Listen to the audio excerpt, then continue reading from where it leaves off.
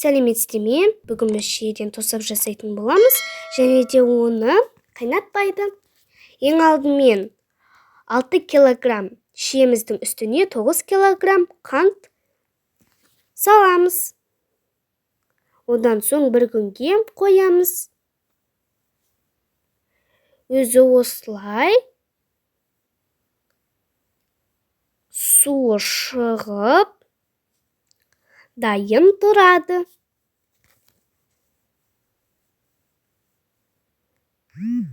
Тосабымыз керемет шығыпты. Енді банкілерімізді манты қазанға немесе пешке булаймыз, ал біз манты қазанға 15 минуттай буладық.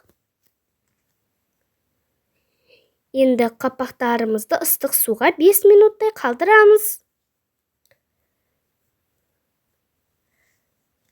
Енді банкілерімізге тосабымызды құйып алатын боламыз.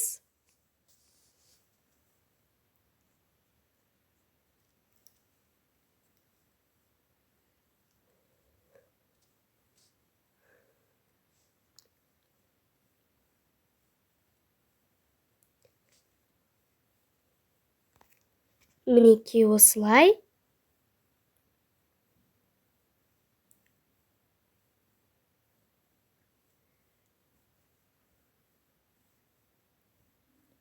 Ең соңғысына құйып аламыз.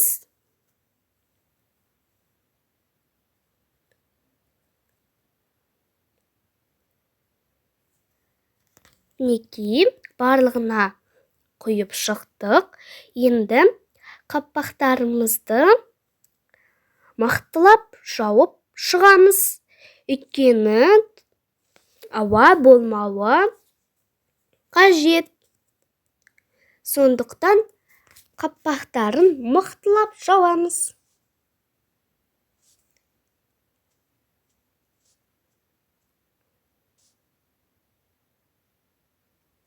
Ең соңғысын жауамыз. Мінекей біздің тосабымыз дайын. Тосаптарымыз шиеден жасап көріңіздер, және де айта кетейін, шие қышқыл жидек, сондықтан біз қантты өте көп қостық. Міндетті түрде жасап көріңіздер. Сіздерге сәттілік тілеймін. Ас болсын.